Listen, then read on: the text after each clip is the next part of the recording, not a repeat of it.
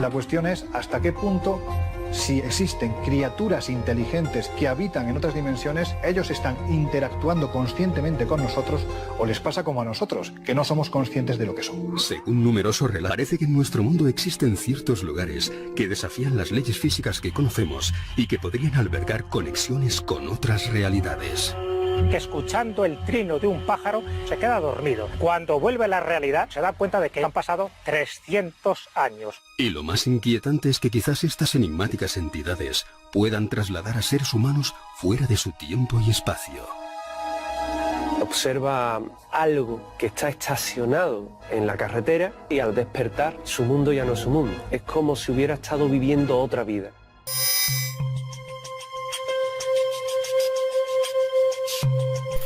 Cada vez son más los investigadores que sugieren que tal vez el fenómeno ovni no se relaciona exclusivamente con seres extraterrestres. Yo creo que hoy en día es más fácil pensar y mucho más razonable que el fenómeno ovni no tiene tanto que ver con extraterrestres como con lo que ya está defendiendo la física teórica. Quizás uno de los abanderados sea el físico Michio Kaku, que defiende que más allá de nuestras 3-4 dimensiones, que son las que manejamos, hay más dimensiones y que en un momento determinado se pueden producir una serie de rupturas, de aperturas, de paradojas en las que algo se abre y criaturas de otras dimensiones de una forma u otra se cuelan en nuestra realidad. Existen numerosas filmaciones en donde se ven objetos voladores no identificados que parece que se están materializando en nuestra dimensión. Es decir, parece más bien un fenómeno dimensional más que extraterrestre.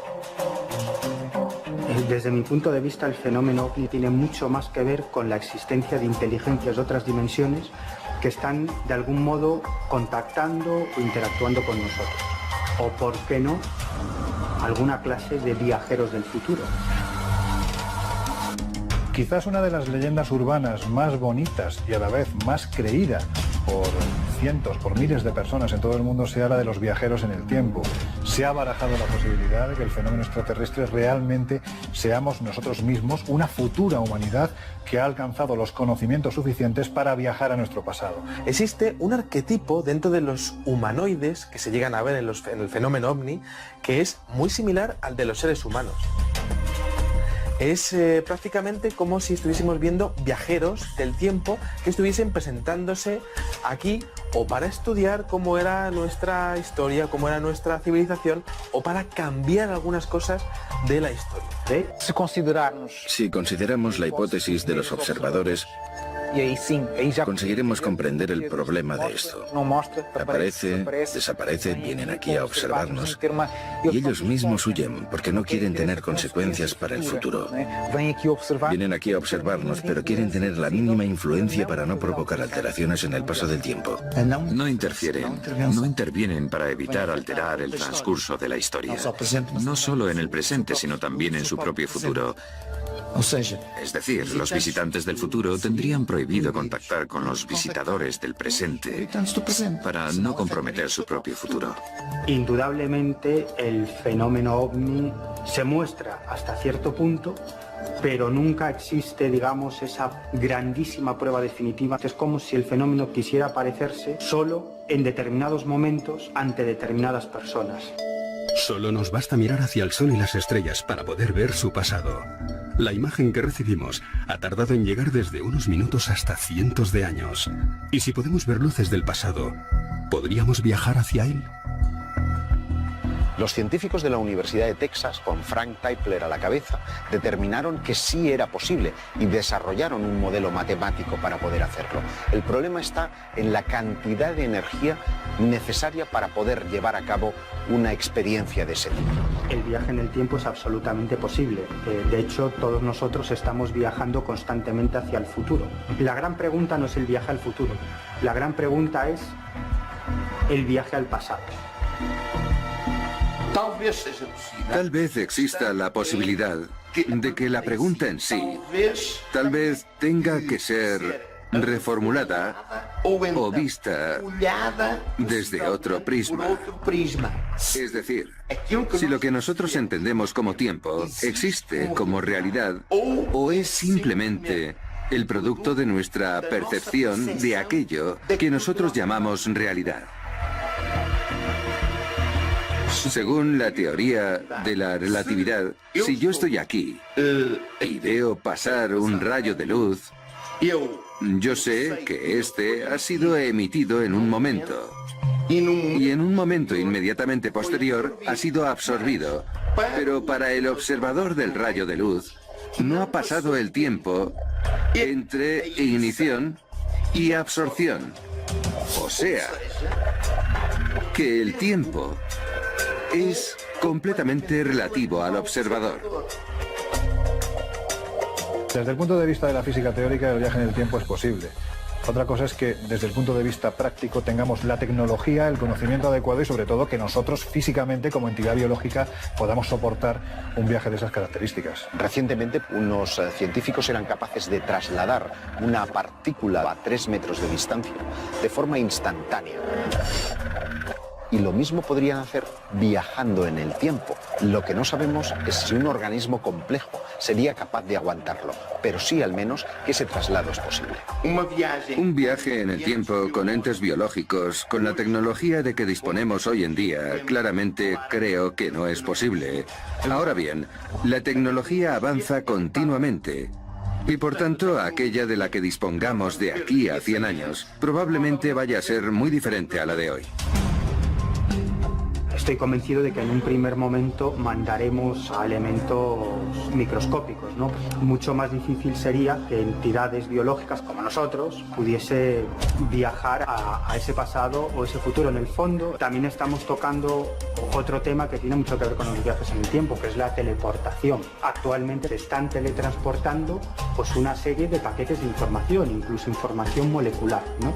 Pero esto es la primera puerta para la teleportación de elementos físicos. Y esto sería el primer paso para los consiguientes viajes en el tiempo. En 1895, H.G. Wells, con su obra La máquina del tiempo, inicia un fascinante debate acerca de la posibilidad de crear ese fabuloso ingenio. Estoy absolutamente convencido que dentro de 1 o 2 siglos, si no nos hemos autodestruido y el planeta ha saltado por los aires, existirá esa tecnología para realizar viajes en el tiempo.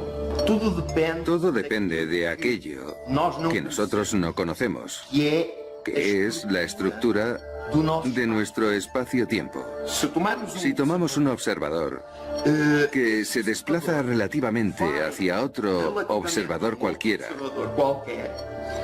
se produce un movimiento en el espacio-tiempo que va a tener una línea en el universo.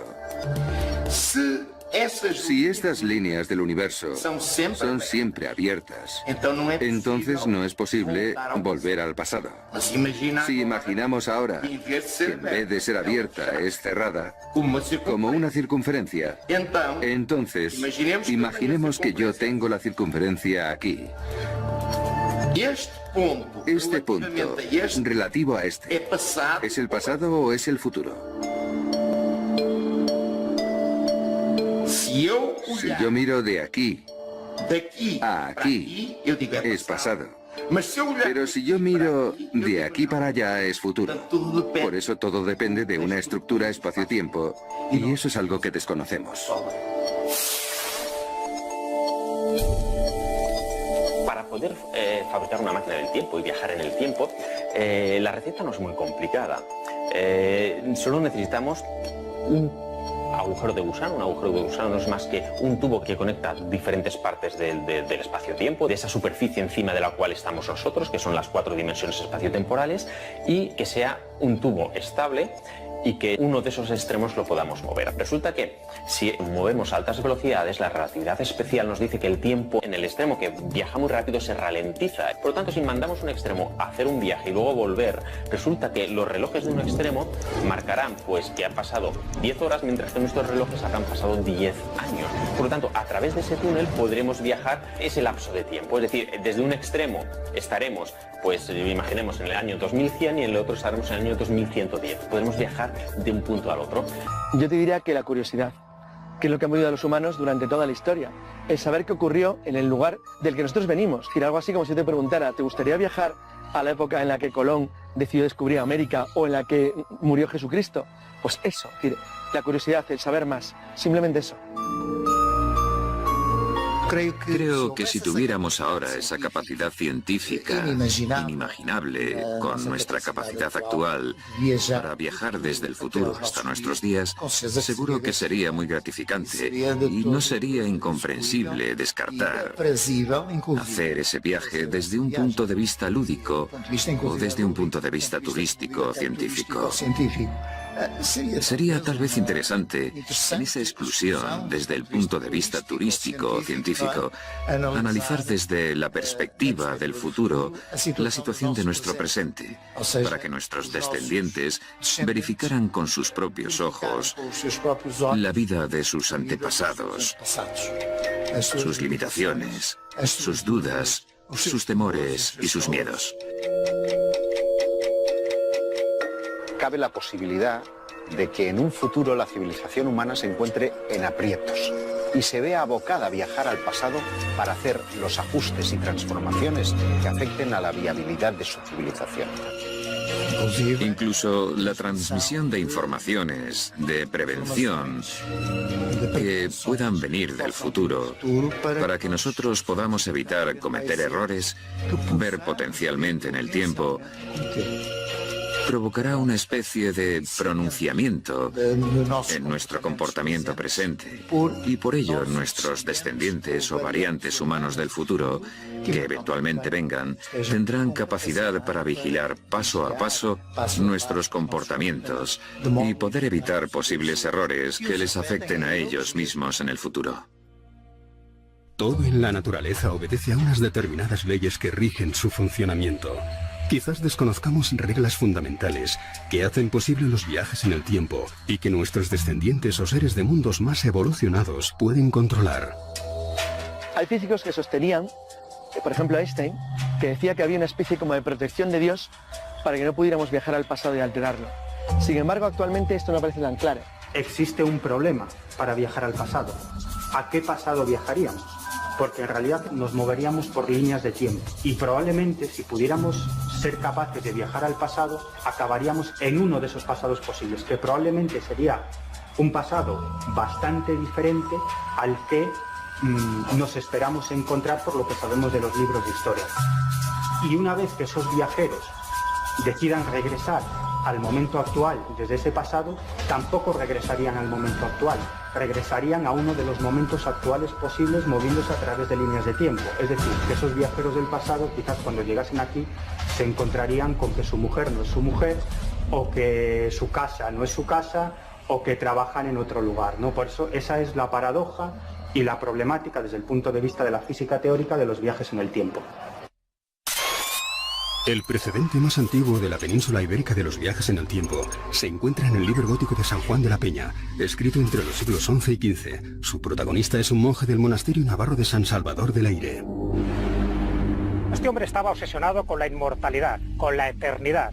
Y un buen día él va a hacer su paseo rutinario alrededor del cenobio, se acerca a una fuente de agua, que es donde él pues tenía como su lugar mágico para descansar, para reposar, y la leyenda cuenta que escuchando el trino de un pájaro, él se queda traspuesto, se queda dormido, de tal manera que lo que él pensaba que habían sido unos breves minutos, cuando vuelve a la realidad, cuando vuelve a nuestro espacio-tiempo y regresa a su antiguo monasterio, se da cuenta de que no ha pasado un día, ni una semana, ni un año, sino que han pasado 300 años. ¿Qué explicación tenemos para este misterioso suceso?